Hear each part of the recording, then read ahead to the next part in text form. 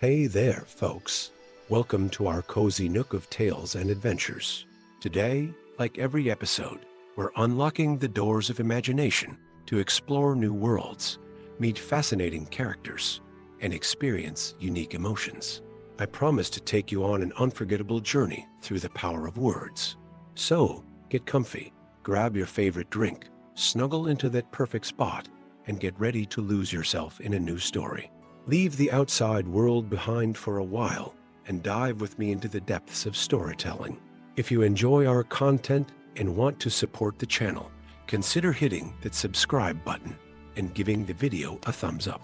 Now, without further ado, let's dive into today's story.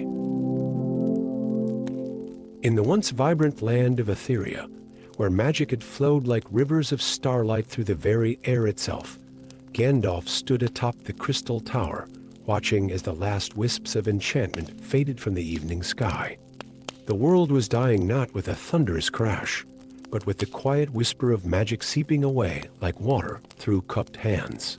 The first signs had been subtle, spells requiring more effort, enchantments fading faster, magical creatures retreating to their deepest sanctuaries. But now, even the youngest apprentice could feel the absence, like a constant hunger in their souls. The very fabric of reality seemed to be unraveling, thread by magical thread. Gandalf's weathered hand clutched an ancient amulet, the heart of the first dawn, a crystallized tear from the primordial beings who had first brought magic into the world. Through it, he could still hear the whispers of the great heroes of old, their voices growing fainter with each passing day. The pact is failing, the spirits worn through the amulet. The bonds between the elemental planes and the mortal world weaken. Without renewal, all will fade to gray, the ancient agreement, forged between humans and the elemental lords a millennium ago, had maintained the balance of magic in the world.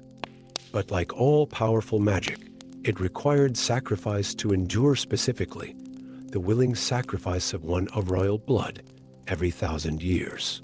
As Gandalf pondered this dire revelation, a figure emerged from the spiral staircase behind him, Princess Celesta, the last of the royal line, her silver hair catching the dying light. Her presence was no coincidence. She too had felt the calling of destiny.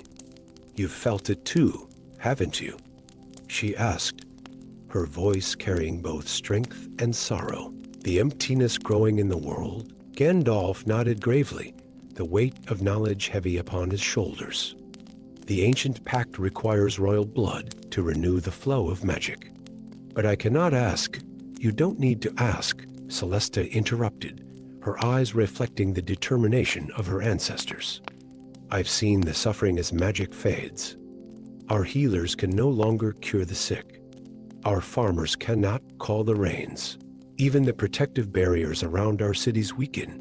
Before their discussion could continue, a new presence made itself known. From the shadows stepped a figure in robes of midnight blue, embroidered with symbols that seemed to shift and change in the fading light. "There may be another way," the stranger said, lowering his hood to reveal features that seemed both young and ancient at once. Azrael the Renegade, once a member of the mysterious Twilight Council, had appeared with an offering of forbidden knowledge.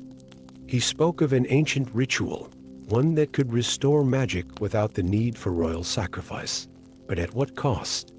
"The elementals are not gods," Azrael explained, his voice carrying the weight of forbidden wisdom. "They are bound by laws older than themselves. Their demand for royal blood is tradition, not necessity." Gandalf felt the push and pull of opposing forces, the certainty of the traditional sacrifice against the unknown consequences of Azrael's alternative. The renegade mage's ritual would draw power from the void between worlds, a dangerous proposition that could either save their realm or destroy it entirely. As they debated, the world continued to fade. Cities that had floated on clouds began to sink. Enchanted forests lost their luster. Magical beasts fell into deep slumbers from which they might never wake. The situation reached a critical point during the moonless night, when all natural magic was at its weakest. In the ancient ritual chamber beneath the crystal tower, Gandalf, Celesta, and Azrael gathered to make their final choice. The chamber itself seemed to pulse with the last remnants of the world's magic, ancient runes glowing faintly along its walls. Before them lay two paths, the traditional altar of sacrifice, its surface smooth from centuries of use, and Azrael's forbidden ritual circle, drawn with ink that seemed to absorb light itself. As Celesta stepped toward the traditional altar, ready to give her life for her kingdom, Gandalf made a decision that would change the course of history. Drawing upon millennia of wisdom and power, he proposed a third option, one that would require all three of them to work in concert. The pact can be renewed, he declared, not through death, but through transformation. The elementals respect power and sacrifice, but perhaps what they truly seek is balance. What followed was a ritual unlike any performed before. Gandalf channeled the ancient wisdom of the spirits through the heart of the first dawn. Celesta offered not her death, but her connection to royal magic, transforming its nature rather than ending it. Azrael contributed his understanding of the void, using it not as a source of power, but as a catalyst for change. The chamber filled with light of every color imaginable as the very foundations of magic began to shift. The elementals themselves manifested beings of fire, water, earth, and air, drawn by the unprecedented working of power. Through skill, wisdom, and no small amount of courage, they forged a new pact. The royal bloodline would no longer be sacrificed, but would instead serve as eternal guardians of the balance. The void between worlds would provide a channel for magic to flow naturally between realms. And most importantly, the cost of magic would be shared by all who used it, not borne by a single sacrifice. As the new pact took hold, magic returned to the world different, but perhaps stronger than before. The floating cities stabilized, though now they drifted like leaves on a river rather than remaining stationary. The enchanted forests awakened with new types of magic, and magical creatures emerged changed but vital. Celesta became the first guardian of balance, her royal power transformed into something new and wonderful. Azrael found redemption in helping establish new schools to teach the responsible use of magic. And Gandalf watched as the world adapted to its new reality, knowing that sometimes the greatest wisdom lies not in preserving the old ways, but in finding new paths forward. As the sun rose on this new age, Gandalf stood once again atop the crystal tower. The magic in the air felt different, now less like a river and more like a web, connecting all things in ways both subtle and profound. It was not the same world he had known for so many centuries, but perhaps it was a better one. For in saving magic, they had not just preserved power, they had discovered something far more precious, the ability to change while keeping true to what matters most. And in the end, isn't that the greatest magic of all? Story 2. The first shadow came at twilight, wearing Gandalf's face, but twisted with malice and power. It emerged from a tear in reality that split the evening sky like a wound. Its gray robes darkened to pitch, its staff crackling with corrupted magic. Gandalf stood in the courtyard of the White Tower, facing this dark mirror of himself, a version from another reality where he had chosen power over wisdom. Did you never wonder, the shadow self sneered, what we could become if we embraced our true potential? But this was only the beginning. Across the realms, reality itself was fracturing. Through each crack stepped another version of Gandalf, some subtle in their differences, others drastically changed. There was Gandalf the Black, who had taken the One Ring for himself. Gandalf the Cruel, who had chosen to rule rather than guide. Gandalf the Conqueror, whose staff was stained with the blood of kings. In the midst of this crisis, a young seer named Aetheria stumbled into Gandalf's protection. Her eyes held the swirling mists of possible futures, and in her visions lay the key to preventing the collapse of all realities. The shadow selves pursued her relentlessly, each wanting to possess the power to shape the future to their own dark designs. They are not just reflections, Arya explained as they sought refuge in the ancient library of Mindalluin. They are possibilities, versions of you who made different choices at crucial moments. Each one represents a path you could have taken. Gandalf understood all too well. Every major decision in his long life had created branching realities, worlds where he had chosen differently. Now those realities were bleeding into one another, threatening to collapse into a single, corrupted timeline. The library offered temporary sanctuary as Gandalf and Arya pored over ancient texts, seeking understanding of this unprecedented crisis. The shadows could be felt prowling outside, their dark power seeping through the walls like poison. The multiverse maintains balance through separation, Gandalf discovered in a tome older than the kingdom itself. When versions of the same being interact directly, it creates instability. But someone is deliberately breaking down these barriers. Their research was interrupted by an attack from Gandalf the Destroyer, who had sacrificed his humanity for pure magical power. The battle shook the library's foundations, ancient books burning as spells of unimaginable power clashed. Arya's quick thinking saved them, her gift of foresight allowing them to escape through a hidden passage moments before the library collapsed. As they journeyed through the increasingly unstable landscape, Gandalf felt the weight of every choice he had ever made. Each shadow self they encountered showed him a path he could have taken, each one a reminder of how close he had come to corruption.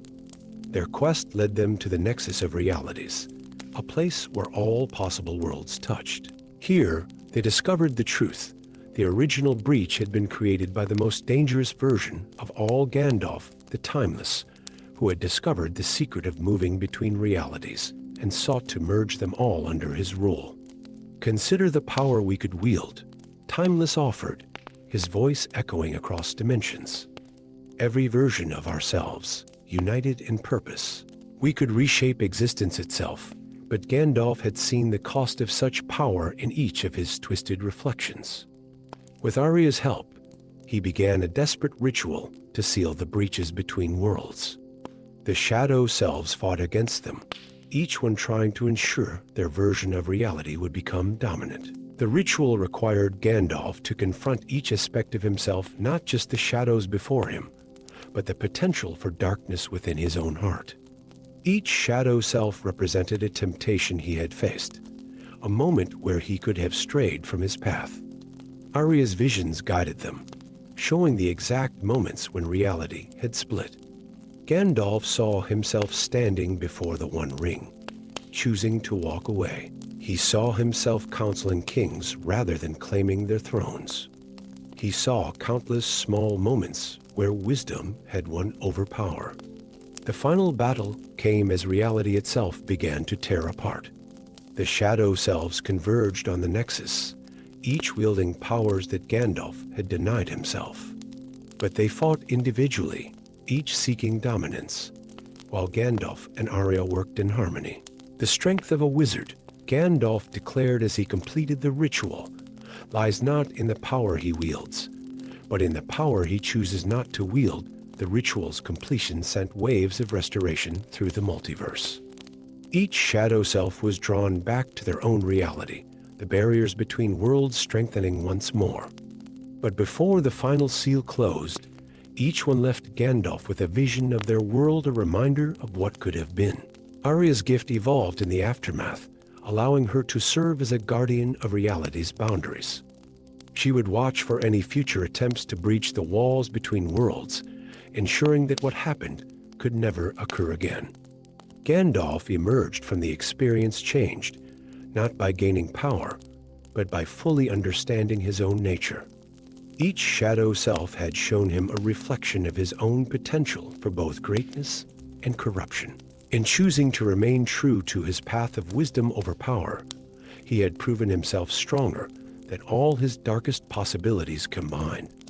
As normalcy returned to the realms, Gandalf stood with Arya atop the restored White Tower, watching the sunset paint the sky in colors untainted by dimensional breaches. The experience had left him with a deeper appreciation for the power of choice and the wisdom of restraint. Every decision shapes not just our future, he reflected, but who we are at our very core. The shadows showed us possibilities, but they also showed us why the path of wisdom, though harder, leads to the truest form of power. The multiverse was secure once more.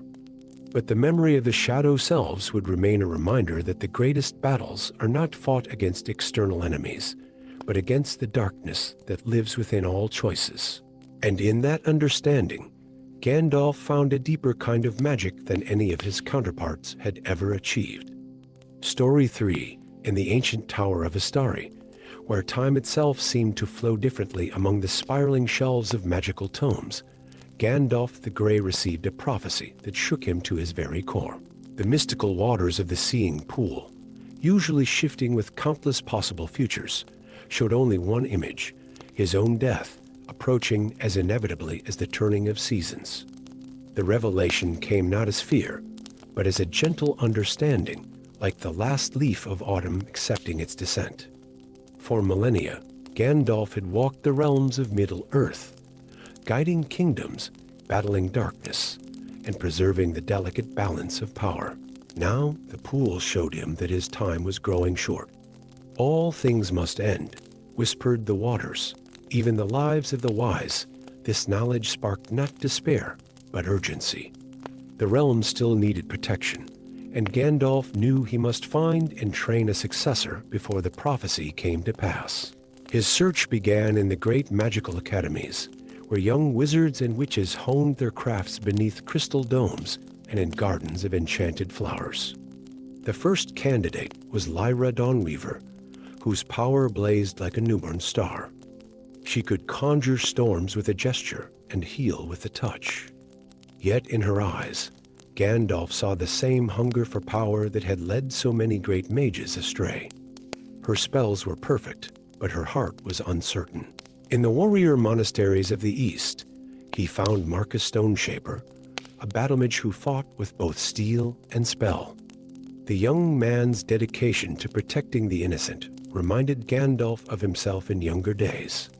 But Marcus's rigid adherence to rules and tradition left no room for the wisdom that comes from understanding gray areas. As time grew shorter, Gandalf encountered Elena Nightwhisper, a prodigy who had taught herself magic while living alone in the Whispering Woods. Her connection to natural magic was incredible, but her solitary nature made her reluctant to engage with the very people she would need to protect. Each candidate possessed great potential, yet each also reflected mistakes Gandalf himself had made and overcome throughout his long life. The perfect successor seemed as elusive as morning mist. Then came the crisis that would change everything. An ancient evil, the Void Serpent, stirred in its centuries-long slumber beneath the mountains of morning. Its awakening threatened to tear apart the magical fabric of the world. Gandalf knew he had to act, even as the prophecy's weight pressed upon him. To everyone's surprise, he summoned all three candidates to face this threat together. Watch, learn, and most importantly, work together, he instructed them as they stood before the mountain's entrance. For no single person, no matter how powerful, can bear the burden of protecting the realms alone. The journey into the mountain's depths tested them all. Lyra's power helped them overcome magical barriers, while Marcus's strategic mind guided them through ancient traps. Elena's connection to nature warned them of danger and helped them navigate the twisted passages. As they ventured deeper, Gandalf watched his potential successors closely. He saw Lyra begin to understand that true power lies in knowing when not to use it. He observed Marcus learning to adapt when ancient rules proved inadequate. He witnessed Elena slowly opening herself to the strength found in cooperation. The final confrontation with the Void Serpent brought all these lessons to bear. The creature was vast beyond imagining, its scales drinking in light and magic alike. No single approach could defeat it, not Lyra's raw power, not Marcus's tactical precision, not Elena's natural harmony, and not even Gandalf's ancient wisdom. Victory came only when they worked in concert, Lyra channeling her power through Marcus's disciplined formations, while Elena communicated with the very stones of the mountain, and Gandalf wove it all together with the thread of experience. The Void Serpent was not destroyed, but rather returned to its slumber, bound by a new spell that would need all their different types of magic to maintain. In that moment of triumph, Gandalf understood what the prophecy had truly been telling him. The time of singular great wizards was passing. The future would require a different kind of magic, one born of cooperation and diverse strengths. Instead of choosing one successor, Gandalf created the Council of Dawn, Lyra, Marcus, and Elena working together, each complementing the other's strengths and compensating for their weaknesses. He spent his remaining time teaching them not just spells and incantations, but how to work together, how to teach others, and most importantly, how to know when to let others find their own path. The prophecy came to pass one twilight evening, as Gandalf stood atop the Tower of Astari. But it was not an ending filled with sorrow. He looked out over the realms he had protected for so long and saw them in good hands, not in the care of a single all-powerful successor, but watched over by a new generation that understood the power of unity and diversity. As his form began to fade like starlight at dawn, Gandalf shared one final lesson. True wisdom lies not in making ourselves irreplaceable, but in preparing others to go beyond what we could achieve alone. His physical form dissolved into pure light, becoming part of the magical fabric of the world itself. The Council of Dawn would go on to face new challenges, not as mere successors to Gandalf's legacy, but as the founders of a new way of protecting the realms. And so ended Gandalf's final chapter, not with the passing of power to a single heir, but with the birth of a new age, where magic grew stronger through sharing, cooperation, and the understanding that the greatest wisdom lies in recognizing that no one person holds all the answers.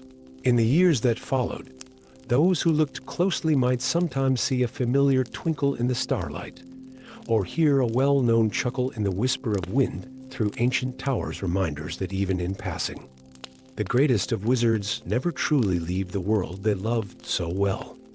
Story 4. The celestial fortress floated among the clouds like a dream made manifest, its crystal spires catching the last rays of the setting sun. Within its highest tower, Gandalf the Grey stood before the circle of guardian mages, a council he had helped establish centuries ago. Their urgent summons had pulled him from distant lands, and the gravity in their faces told him their need was dire. The Book of Ages has been stolen, announced Archmage Celesta, her silver hair seeming to capture starlight even in the dim chamber. By one who once stood among us, Gandalf's heart grew heavy as an image appeared in the scrying pool at the chamber's center, a face he knew all too well. Malachi the Dark, once his most promising apprentice, now twisted by ambition and forbidden knowledge. The young mage he had trained centuries ago had become something else entirely. He seeks to rewrite history itself, continued Celesta. Already, the fabric of time grows thin. We feel the ripples of his meddling, as if to emphasize her words. The very air shimmered, and for a moment, Gandalf saw the chamber through different eyes, the walls darker, the mages wearing black instead of white, the window showing a blood-red sun. Then reality snapped back, but the message was clear. Time itself was becoming unstable. Without hesitation, Gandalf began his pursuit. The Book of Ages had been created in the First Age, its pages containing not just the record of history, but the very essence of time itself. In the wrong hands, it could unmake everything that was, is, and would be. His journey took him through fragments of time, each one showing a different version of the world that might be.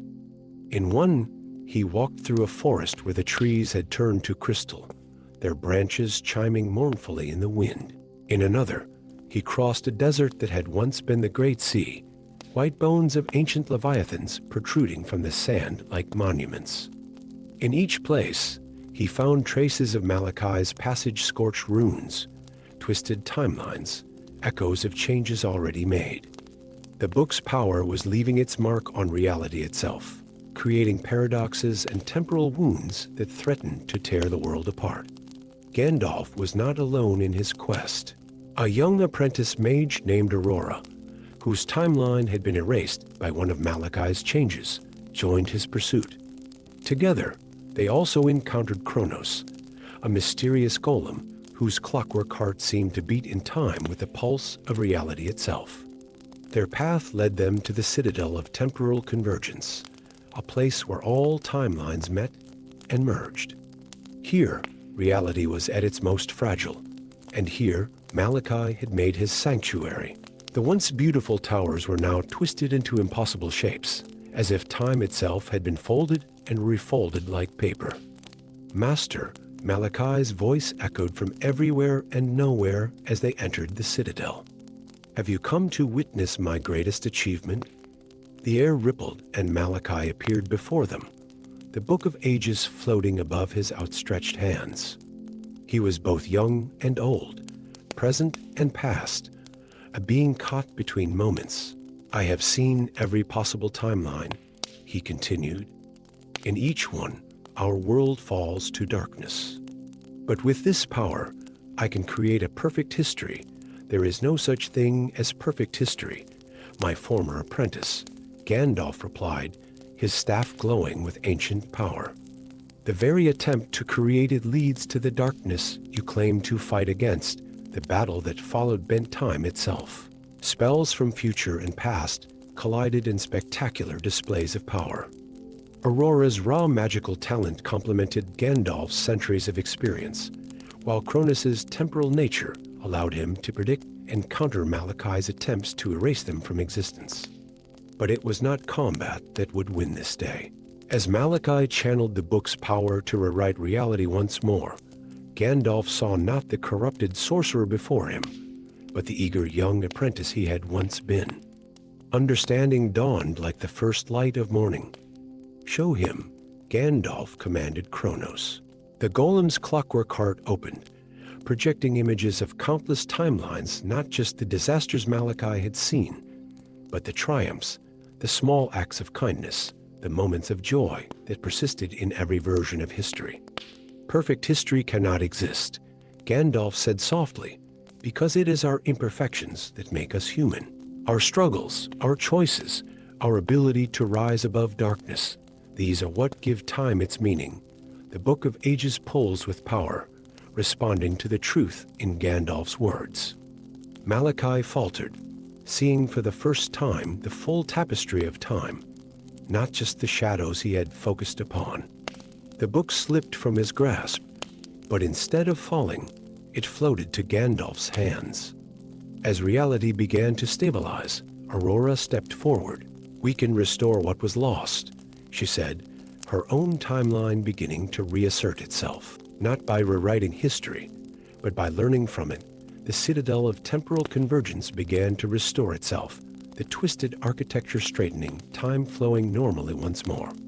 Malachi, his power spent, appeared now as neither young nor old, but simply himself a mage who had lost his way and found it again.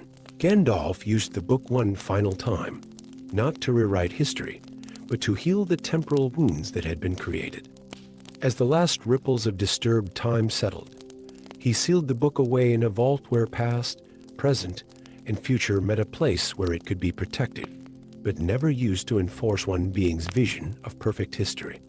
The guardian mages welcomed them back to the celestial fortress, where time flowed true once more.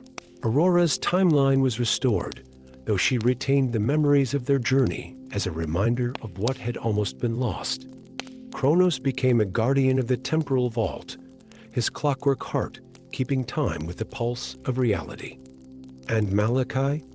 He began the long path of redemption, working to protect the very timelines he had once sought to control. For he had learned what Gandalf had known all along, that true wisdom lies not in controlling time, but in understanding its precious, imperfect flow. As Gandalf stood atop the celestial fortress, Watching the sun rise over a world where time once again moved as it should, he reflected on the nature of history and change. The Book of Ages had taught them all that the true power of time lay not in its perfection, but in its endless possibility for renewal and hope. Story 5. Deep in the heart of winter, where the ancient iron mountains pierced the clouds like daggers of stone, Gandalf the Grey felt the first tremors of a darkness he had hoped never to witness again. The warning came not as thunder or lightning, but as a whisper in his dreams, a voice that spoke of crowns and kings, of shadows rising from depths best left undisturbed. The wizard's journey to the dwarven stronghold of Khazad-dûr began at dawn. His weathered staff tapped against the frozen ground as he ascended the winding mountain paths, his gray robes billowing in the bitter wind. Above, the peaks of the Iron Mountains loomed like silent sentinels, their snow-capped summits disappearing into banks of ominous clouds. The great gates of Khazad-dûr, normally bustling with traders and craftsmen, stood unusually quiet. The dwarven guards, their armor gleaming with intricate runes, regarded Gandalf with wary eyes so different from the warm welcome he had always received in these halls. Something had changed within the Mountain Kingdom, something that made the very air feel heavy with unspoken tension. King Thorin Ironheart, once a stalwart and wise ruler, sat upon his throne with shadows beneath his eyes. His crown, an ancient piece of dwarven craftsmanship, had been replaced by something else, something that made Gandalf's blood run cold. Upon the king's brow sat a circlet of black metal, adorned with gems that seemed to drink in the light rather than reflect it. The crown of the first Shadow King, Gandalf whispered, his voice barely audible in the vast throne room. The artifact had been lost for millennia, sealed away in the deepest vaults of time for good reason. Its discovery should have been impossible. Is it not magnificent? Thorin's voice had changed too, carrying an echo of something ancient and malevolent. We found it in the deep mines, behind walls of black crystal. It called to me, Gandalf. It showed me visions of greatness, the wizard observed as the king's council, once proud and independent dwarven lords, now moved like puppets, their eyes glazed with the same shadowy influence that emanated from the crown. The corruption was spreading, seeping through the halls of Khazad-dûr like poison through veins. Gandalf knew the legends the crown was merely one piece of a set of relics that, if united, could resurrect the Shadow King himself, a being of such malevolence that even the dragons of old had feared his power. The crown alone could corrupt the noblest of hearts, turning wisdom to madness and honor to ashes. Through careful investigation and conversations with those few dwarves still free from the crown's influence, Gandalf learned of other changes. The mines were being dug deeper than ever before, searching for something. Ancient texts were being recovered from the library's forbidden sections. Messages were being sent to dark places where other relics might be hidden. Time was running short. Each day, more dwarves fell under the crown's spell. Yet Gandalf could not simply destroy it. Its magic was linked to the king's life force now. To shatter the crown would be to kill Thorin, and with him, the last line of legitimate rulers of Khazad-dûr. In the depths of the mountain's great library, Gandalf discovered an ancient scroll that spoke of a ritual dangerous magic that even he had never dared to attempt. It would require channeling the very essence of the mountain itself, using the natural power of the earth to cleanse the crown without destroying it. But the ritual had a price. Someone would have to bear the crown's full corruption into themselves as it was purged from the metal. It would require a being of immense magical power, someone who could withstand the shadow's assault on their very soul. As the moon rose over the Iron Mountains, Gandalf prepared the ritual chamber deep within the heart of Khazad-dûr. Ancient runes were carved into the floor, and crystals of pure starlight were placed at cardinal points. The king, subdued by those few loyal guards who remained, was brought forth, the corrupt crown still upon his brow. The ritual began with words of power that had not been spoken since the First Age. The very mountain seemed to tremble as Gandalf drew upon its strength. Light blazed from his staff, pure and terrible, as he began the delicate process of separating crown from corruption, metal from malevolence. The shadow fought back. It lashed out with memories of ancient evils, with promises of power, with visions of apocalyptic grandeur. Gandalf stood firm, though each moment felt like an eternity of torment. He took the darkness into himself, feeling it try to corrupt his centuries of wisdom into weapons of destruction. In that moment of greatest peril, when it seemed the shadow might claim both wizard and king, Gandalf reached deep within himself, finding not just power, but understanding. The shadow could not be destroyed, but it could be transformed. With the last of his strength, he turned the corruption upon itself, using its own power to bind it into harmless form. The crown shattered, not into pieces, but into pure light. King Thorin collapsed, free at last from its influence. And in Gandalf's hand appeared a single clear crystal, within which swirled a darkness that would never again corrupt the hearts of kings. As dawn broke over the Iron Mountains, healing began in Khazad-dûr. The king, though weakened, remembered all that had transpired under the crown's influence. The knowledge of what else might lie hidden in the deep places of the world, the other relics of the Shadow King, weighed heavily upon both ruler and wizard. Gandalf departed Khazad-dûr with the imprisoned shadow secure in his keeping, knowing that his work was far from complete. Somewhere in the vast lands of Middle-earth, other relics waited pieces of an ancient evil that sought reunion. But for now, at least, one crown would claim no more victims, and one kingdom could begin to heal. As he descended the mountain path, Gandalf pondered the price of victory and the nature of corruption. The shadow had sought to control through power, yet it was understanding and sacrifice that had won the day. In the end, even the darkest crown could not overcome the light of wisdom and the strength of a heart dedicated to good.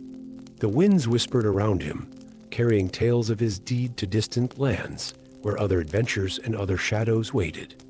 For such was the way of things in these lands of mystery and magic, where every victory against darkness only illuminated the challenges yet to come. Story 6. In the twilight realm of Lunargent, where ancient spires pierced the perpetually violet sky and forgotten magic whispered through crumbling archways, Thelis knelt before a discovery that would change his world forever. His trembling fingers brushed against a crystal that seemed to capture the essence of starlight itself, pulsing with an inner radiance that matched the beating of his heart. As an apprentice mage of the Seventh Circle, he had explored these ruins countless times, but never had he encountered anything that emanated such raw, primal power. The crystal sang to him, its voice a melodic hum that spoke of secrets long buried beneath the weight of centuries. Within its depths, images flickered. A tall figure in gray robes, wielding a staff of light against encroaching darkness. Gandalf, the name echoed through Thelis's mind with the weight of legend. Everyone knew the tales of the Grey Pilgrim, but what Thelis saw in the crystal suggested a story far darker and more complex than any chronicled in the great libraries of the Spire Academy. As he lifted the crystal from its resting place, a tremor ran through the ancient stones of Lunargent. Deep beneath the city's foundations, something stirred. The shadows themselves seemed to writhe, and a cold wind carried the scent of ancient tombs and forgotten battles. Thelis clutched the crystal to his chest, its warmth a stark contrast to the chill that now permeated the air. He wasn't alone for long. From the shadows emerged Lyra Moonweaver, her silver hair and pointed ears marking her as one of the Twilight Elves. The bow slung across her back spoke of her warrior heritage, while the mark of exile on her forearm, a crescent moon crossed by a sword, told of a past shrouded in controversy. "You've awakened them," she said, her voice carrying both accusation and fear. The shadowborn stir in their ancient prisons, and the barriers Gandalf himself erected begin to fail before Thelis could respond. A massive form descended from the purple sky, Scales the color of burnished bronze gleamed in the eternal twilight as Valern, the dusk drake, landed among the ruins. His presence should have terrified Thelis. Dragons were known as creatures of darkness, allies to the very shadows that now threatened to rise. But something in the ancient creature's eyes spoke of weariness, of regret.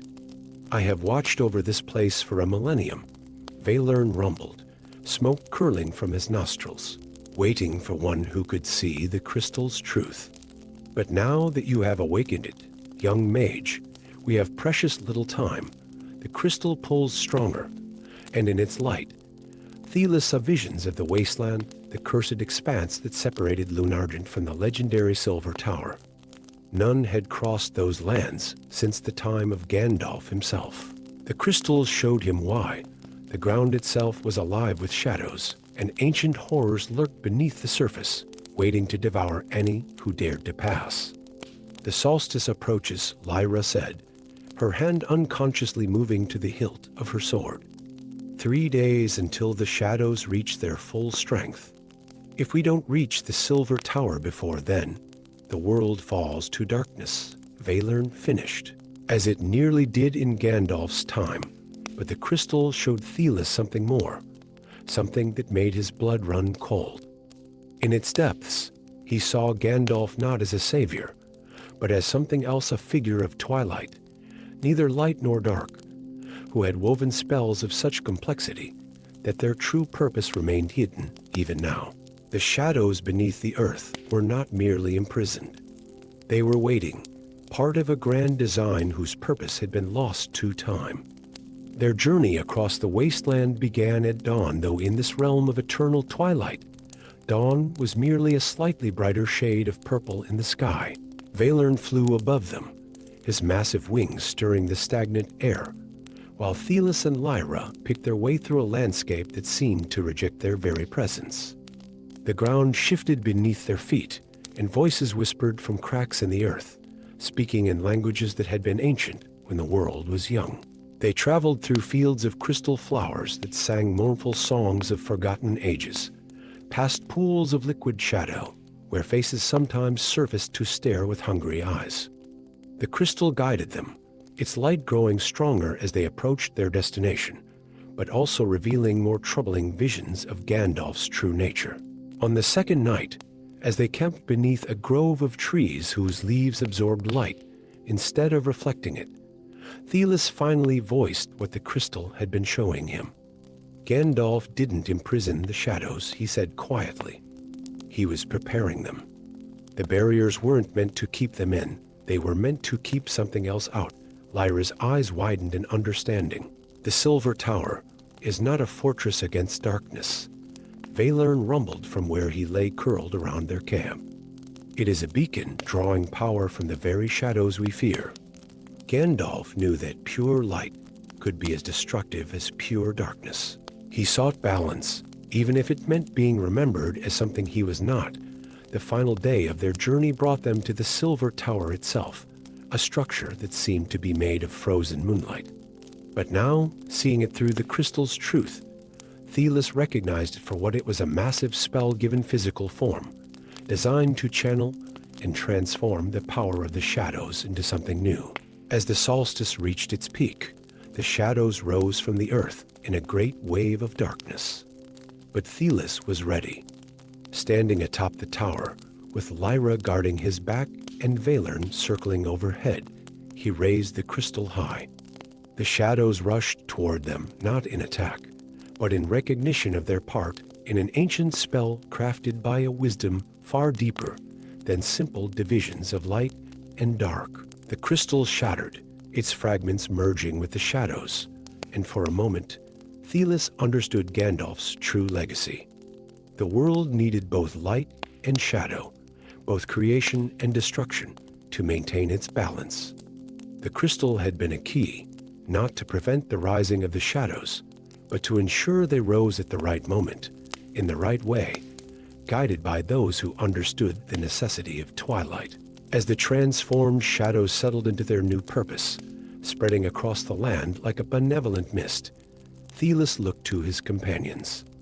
In Lyra's eyes, he saw a new understanding of the exile she had once considered a curse. In Valarn's ancient gaze, he recognized the peace of one who had finally fulfilled a long-held purpose. The purple sky of Lunargent seemed somehow richer now, its eternal twilight, reminder that between darkness and light lay countless shades of truth. Gandalf's greatest magic, Thelis realized, had not been in fighting the darkness, but in understanding that the world needed its shadows properly guided, properly understood as much as it needed its light. And in the end, that was a magic far more powerful than any spell of mere light or darkness could ever be. Story 7. High above the world, where clouds wove between crystalline towers and the air shimmered with ancient magic, the floating city of Spire drifted like a jewel suspended in the heavens.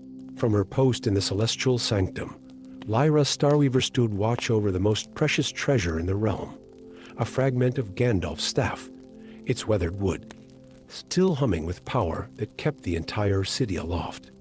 The first signs of trouble came with the dawn. A merchant in the sky market turned to crystal mid-sentence, his final words frozen in a perfect transparent form that caught the morning light. By midday, 3 more citizens had transformed, their bodies becoming living sculptures of pure crystal, faces trapped in expressions of surprise or terror. Lyra's hands trembled as she examined the latest victim, her guardian's medallion pulsing with warning magic. The crystallization was spreading, and with each new case, the fragment of Gandalf's staff flickered, as if responding to some unseen threat. Through the grand windows of the sanctum, she watched as people began to panic, their fears spreading faster than the plague itself. That's when she noticed him, a man in a dark cloak who transformed into a raven as he leaped from a balcony. Instead of plummeting, he soared upward, his wings carrying him to the highest spire of the sanctum. Prince Corvus of the Twilight Realm. Stories said he had been cursed by those who feared his claim to the throne, condemned to wear feathers from sunrise to sunset. But as he landed and resumed his human form in the shadows of the tower, Lyra saw something else in his eyes: knowledge. "They're awakening," he said, voice hoarse as if he'd been holding these words for centuries. Gandalf's former apprentices. The Crystal Conclave.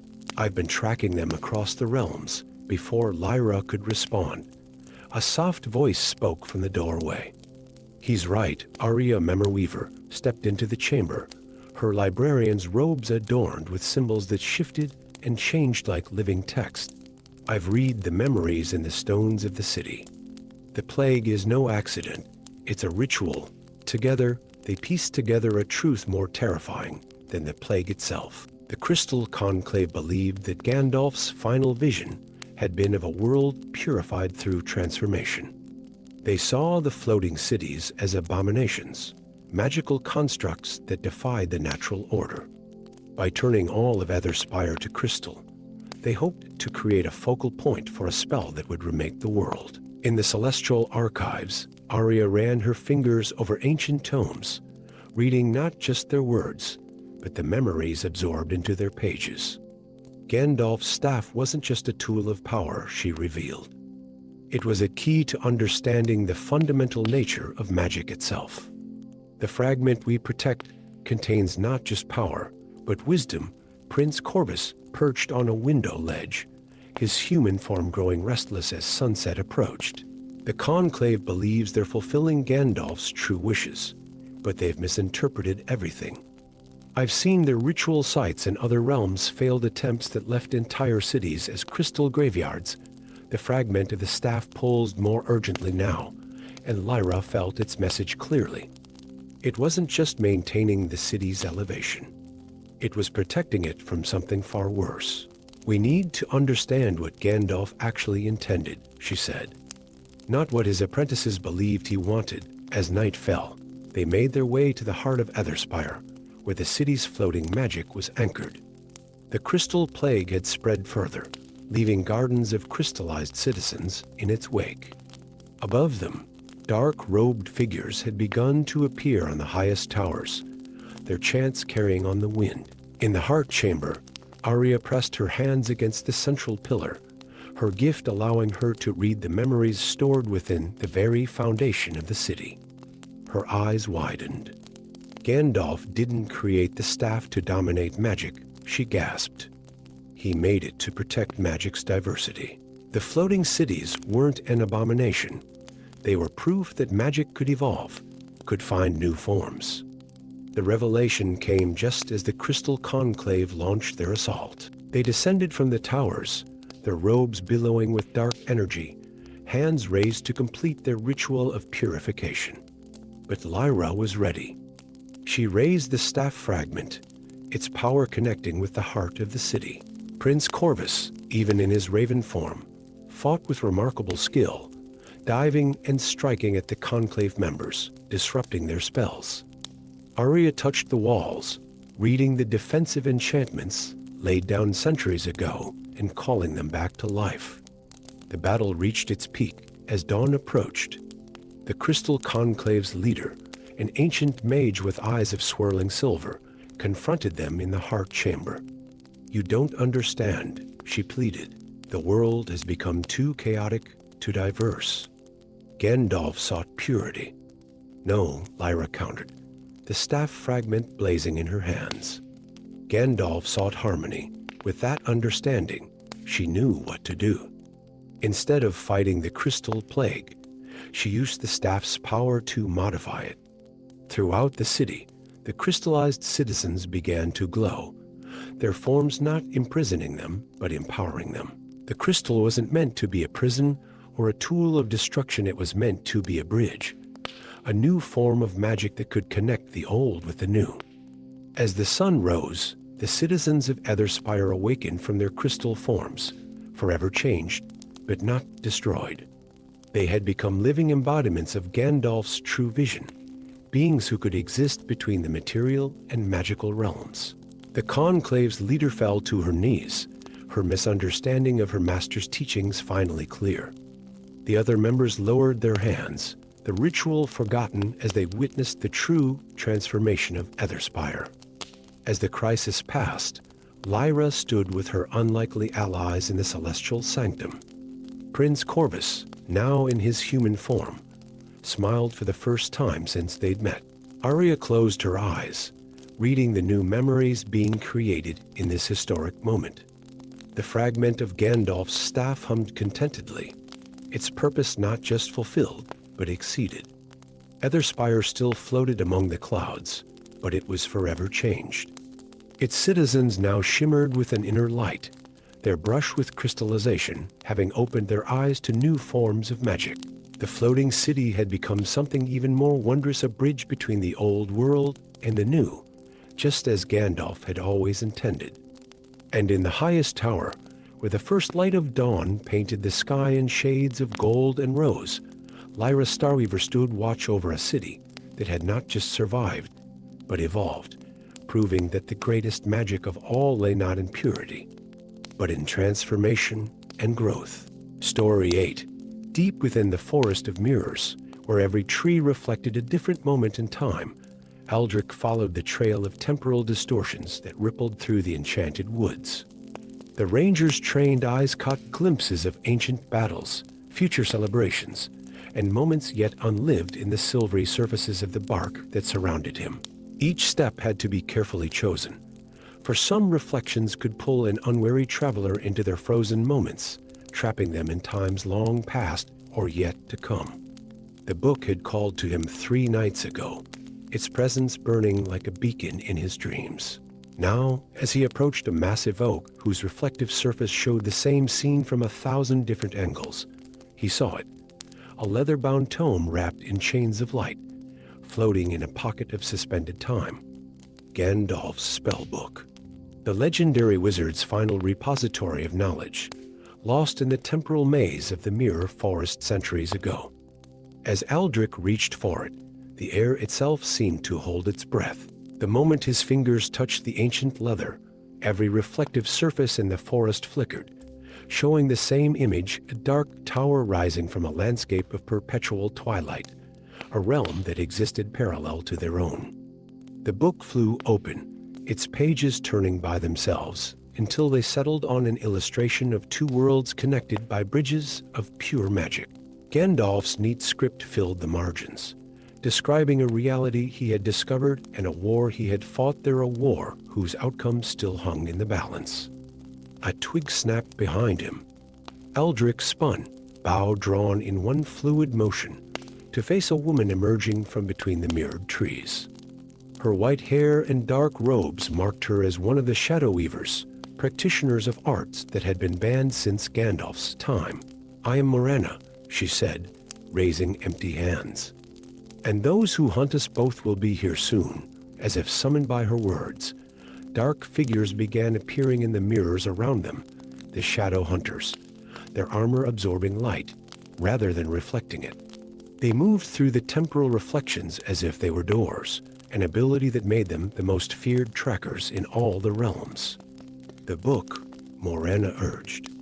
"It shows the truth, doesn't it, about what Gandalf really did?" Before Eldrick could respond, the first hunter emerged from a reflection showing a future sunset. More followed, their void black weapons drawn. Eldrick and Morana found themselves fighting back to back, his arrows and her shadow magic keeping the hunters at bay as they retreated deeper into the forest. They took refuge in a grove where the reflections showed only the present, a rare sanctuary in the Forest of Mirrors. There, Morana revealed her story. She carried the blood of those Gandalf had fought in the parallel realm, but her ancestors had not been simple villains. They had been guardians of a balance Gandalf himself had come to understand too late. The book confirmed her words. In its pages, Gandalf described discovering that the two realms needed each other, light and shadow, creation and destruction, each maintaining the other's existence. His final battle hadn't been to separate the worlds, but to prevent their premature merging. But now the barriers weaken, Morana explained, her fingers tracing the patterns of shadow beneath her skin. The Shadow Hunters don't want to prevent the worlds from merging, they want to control how it happens. The book revealed more, a ritual Gandalf had designed, not to separate the realms forever, but to allow them to merge naturally, gradually, when both were ready. The Shadow Hunters sought the book to corrupt this ritual, to force a violent collision of realities that would leave them in control of both worlds. As night fell in the Forest of Mirrors, the reflections became harder to distinguish from reality. Eldrick and Morana made their way toward the heart of the forest, where Gandalf had built a nexus point between the worlds. The Shadow Hunters pursued them through past and future reflections, turning the forest into a temporal battlefield. At the nexus, they found an ancient circle of mirrors that showed not reflections, but direct views into the parallel realm. There, the dark tower they had seen earlier rose like a black spear against a twilight sky. The Shadow Hunters emerged from every direction, their leader stepping forward with a cruel smile. Gandalf was a fool, the hunter commander sneered.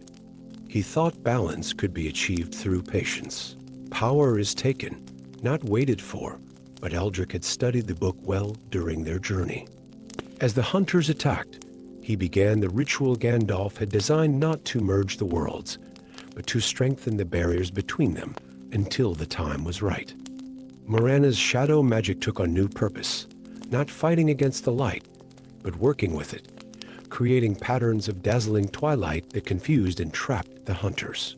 The ritual's completion brought an unexpected revelation. Gandalf had never intended to be remembered as a hero. His apparent victory over the Shadow Realm had been a careful deception, designed to give both worlds time to evolve and grow ready for their eventual reunion. The book itself was not just a record of spells, but a timer, revealing its secrets only when the time was right. As dawn broke over the Forest of Mirrors, the reflections settled into a new pattern. Instead of showing chaotic glimpses of past and future, they now displayed the slow, graceful dance of two realms gradually growing together.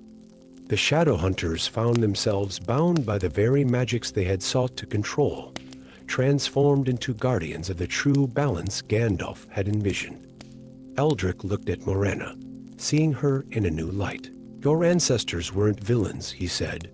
"They were part of Gandalf's plan all along, as were yours," she replied. "The Rangers weren't just protectors of this realm. They were preparing it for what's to come." The book closed itself, its chains of light dimming. Its purpose was fulfilled, but the story it had revealed was just beginning. The forest of mirrors still stood between the worlds, but now its reflections showed a future where light and shadow, like Eldrick and Morana themselves, worked not in opposition, but in harmony. And somewhere, in both realms, Gandalf's true legacy lived on not in grand battles or decisive victories, but in the patient wisdom that understood some changes cannot be forced, only guided, as gently as sunlight turning to dusk. Story 9. In the Valley of Forgotten Kings, where ancient statues stood sentinel beneath an eternally twilit sky, Mira crept through shadows cast by stone monarchs whose names had long since faded from memory. Her footsteps, silent as moonlight, carried her past weathered crowns and scepters encrusted with gems that still gleamed with lingering enchantments. The ring caught her eye immediately, a simple band of silver resting on the finger of the smallest statue, nearly hidden beneath centuries of verdigris. Unlike the gaudy treasures that adorned the other monuments, this ring seemed to absorb light rather than reflect it. Something about its understated presence called to her, promising secrets that even the greatest thieves of the Shadow Guild had never imagined. As her fingers closed around the ring, the air crackled with ancient magic. The statue's stone eyes flashed with momentary awareness, and a voice that seemed to echo from the depths of time itself whispered a single word. Gandalf. The ring slipped free easily, Mira would later realize. As she slipped it into her pocket, the ground trembled. One by one, the statue's eyes began to glow with an inner light, their heads turning to follow her movement. The enchanted ring burned against her thigh, and with it came visions. A demon of shadow and flame, bound within a circle of wizardry by a figure in gray robes, his power sealed into this seemingly simple band of silver. A shadow fell across the valley. Sir Galahad Dawnbringer, once the most celebrated knight of the Crystal Realm, now a fallen warrior seeking redemption, stood at the valley's entrance. His armor, once gleaming silver, was now stained with the gray of his shame, but his sword still shone with purpose. "The ring must not leave this valley," he declared, his voice carrying the weight of ancient oaths. Its power was sealed here by Gandalf himself. Before Mira could respond, another figure emerged from between the statues, an elderly woman with clouded eyes that seemed to see everything except the physical world. Oracle Vesper, whose visions transcended time itself, reached out with a trembling hand. "The prophecy awakens," she whispered. "The ring seeks to fulfill its purpose, and with it, Gandalf's return draws near." The ground shook more violently now. From cracks in the earth, shadows began to seep like liquid darkness, taking forms that hadn't walked the world since Gandalf's time. The demon within the ring stirred, its power calling to its ancient brethren. "The ring," Vesper continued, her blind eyes fixed on some distant vision. "It was never meant to imprison the demon forever. It was meant to preserve its power until it was needed again." Sir Galahad's sword dropped slightly. "Needed? For what purpose?" The oracle's response was cut short as the shadows coalesced into forms of nightmare creatures of darkness that Gandalf had banished an age ago. The ring pulsed with power, and Mira understood its true nature. It wasn't just a prison. It was a key. They fought their way to the center of the valley, where the largest statue, a king whose crown bore symbols of both light and darkness, stood watch over a circular platform etched with runes. Sir Galahad's sword kept the shadow creatures at bay while Mira decoded the ancient markings, her thief's eye recognizing patterns in the seemingly random scratches. Gandalf knew this day would come, Oracle Vesper revealed, her vacant eyes seeing through time. He knew that a greater darkness would rise, one that could only be fought with his power.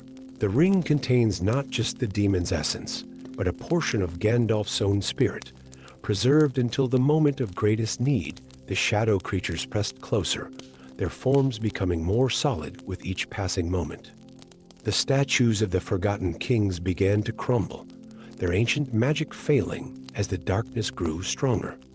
There's a ritual, Mira realized, studying the platform's runes. A way to summon Gandalf back, but the price. She looked at the ring, understanding flooding through her. The demon's power and Gandalf's essence had become intertwined over the centuries. Releasing one meant releasing both. Sir Galahad, his armor now stained with darkness from their battles, understood her hesitation. Sometimes redemption requires us to make impossible choices, he said, thinking of his own fall from grace. The oracle's voice took on a new urgency. The darkness comes not just for this valley, but for all realms. Without Gandalf's return, there will be nothing left to save. Mira looked at the ring, then at the encroaching shadows, and made her decision. Not a thief's quick calculation of risk and reward, but a hero's choice to face an uncertain future. The ritual began as she placed the ring in the center of the platform. Sir Galahad's sword traced patterns of light in the air, holding back the tide of darkness. Oracle Vesper chanted words that seemed to come from both past and future, her clouded eyes momentarily clearing to reveal galaxies of possibility. The ring shattered, releasing its dual powers, demon and wizard, darkness and light, destruction and creation. For a moment, it seemed the demon would overwhelm Gandalf's essence. But then something unexpected happened. The two powers didn't fight. They merged. A figure emerged from the swirling energies Gandalf, but not as legend had portrayed him. His robes shimmered between light and shadow, his staff crowned with both radiance and darkness. He had become something new, something that understood that true power lay not in the elimination of darkness, but in the balance between light and shadow. The shadow creatures bowed, not in submission, but in recognition. The crumbling statues of the forgotten kings stabilized, their eyes now showing understanding rather than just awareness. Even Sir Galahad's armor changed, the stains of his shame transforming into a new pattern that spoke of wisdom gained through failure. Mira watched as Gandalf turned to face the greater darkness that approached a threat he had foreseen centuries ago. But now he faced it not as a pure being of light, but as one who understood the necessity of shadow. Oracle Vesper smiled, her visions showing her a future where this new understanding would change everything. Sir Galahad found his redemption not in purging his darkness, but in accepting it as part of his strength. And Mira, the thief who had started it all, realized that sometimes the greatest treasures are not the ones we take, but the ones we choose to release. The Valley of Forgotten Kings was forgotten no more, becoming instead a place where light and shadow danced in eternal balance, and where a simple silver ring had changed the fate of all realms by teaching that true wisdom lies not in the conquest of darkness, but in the understanding that every shadow adds depth to the light.